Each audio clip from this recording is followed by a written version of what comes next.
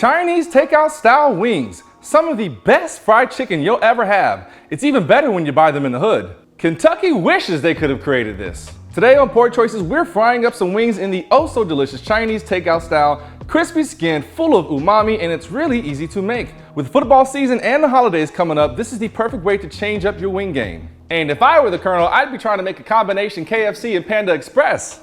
Starting out, I've got just over a pound of whole chicken wings here. I'm keeping with the way it's usually served in the restaurants, but if you want to go party wing style, go for it. I'm going to mix up our spice blend first, going with 1/8 teaspoon of black pepper, 1/4 teaspoon white pepper, and yes, those two things are different, 1/4 teaspoon garlic powder, 1.5 teaspoons salt, half a teaspoon of sugar, and mix all that up before we start adding in our wet ingredients just to kind of get any clumps out. Then for our wet ingredients, 1 tablespoon of soy sauce. I'm opting for one that isn't low sodium, 1 tablespoon of Shaoxing wine, and I bought this on Amazon because I couldn't find it in any of my local stores, and the closest Asian market is like a 45-minute drive because I live in Los Angeles and you can't get anywhere quick.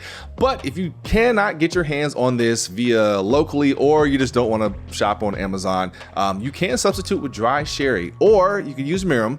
But if you're going to use mirum, leave out the sugar since it's already got a sweetness to it. But if you're going to be making a lot of Asian recipes, it's best to just have this on hand to get that real flavor. 1 teaspoon sesame oil, and finally 1 egg. And then we'll whisk all that together as well. And this is our marinade, and it's what separates this fried chicken from every other type of fried chicken. Now we'll get our chicken in and thoroughly massage that marinade in. I mean, really spend the time to get all that chicken covered, because chicken has this special ability to just form the perfect crevice where your marinade is not getting in there at all. If you ever marinated some chicken and you took it out and there's like this little section that just somehow escaped getting marinated, it's so frustrating. So rub all up and down those tips and in those joints to make sure everything is covered.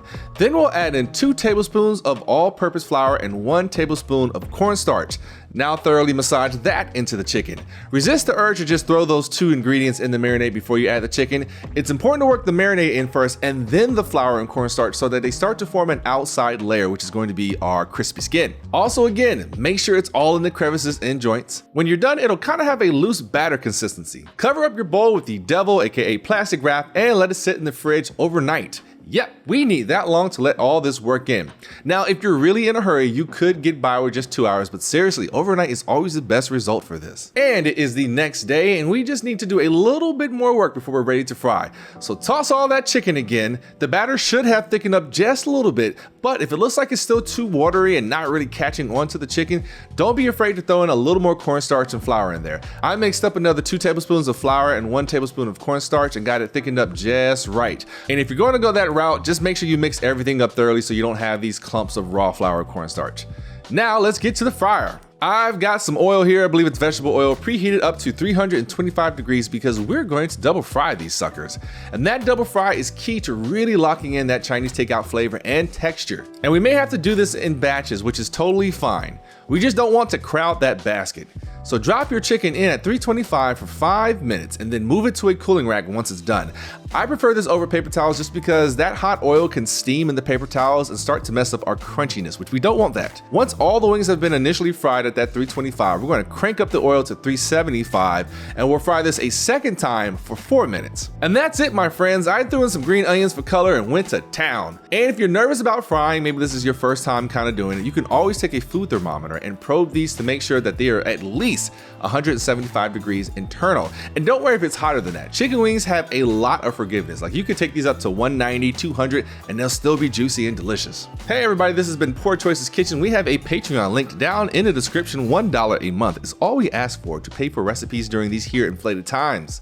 And for those of you who are interested in more Asian recipes, I will be having some Korean barbecue ribs coming up, some fried rice, some beef and broccoli, all those good things. So enjoy this recipe, and if you are looking for a poor choice to pair with this, you could easily go with a white wine of your choice, or if you just want to really make these feel like, just regular fried chicken wings, I guess you could throw beer in there if you want to. I mean, hell, if you want to, you can mix all the cultures and throw some sake in there, or some soju. Either way, this recipe is delicious, and I'll see you all back here next time.